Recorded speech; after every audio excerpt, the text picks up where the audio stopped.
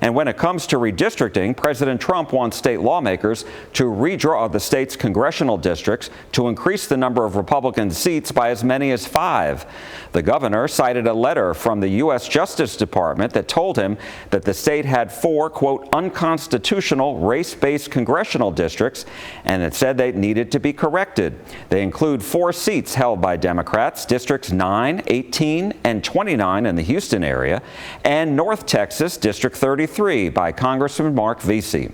We spoke one-on-one with Vesey, and he told me this will likely impact every congressional district in Texas. I think that is the stupidest memo that I've ever seen from the DOJ. And I've been in politics now for a while. I was a congressional staffer. I served 8 years in the state legislature. This is my 7th term in Congress. That was the dumbest memo I've ever heard.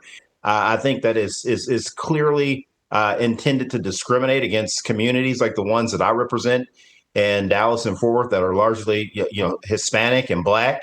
The same with the ones in Houston. I'm sure that the memo was probably meant to help Greg Abbott out somehow, so he would have an excuse to call this.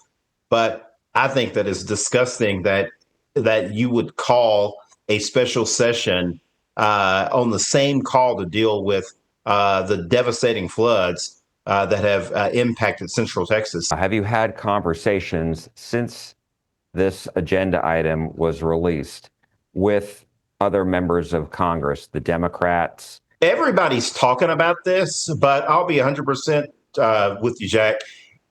The districts that were named were just 4 districts that were named. The Republicans want to redraw this entire map. The rumors that we're hearing in Washington, D.C.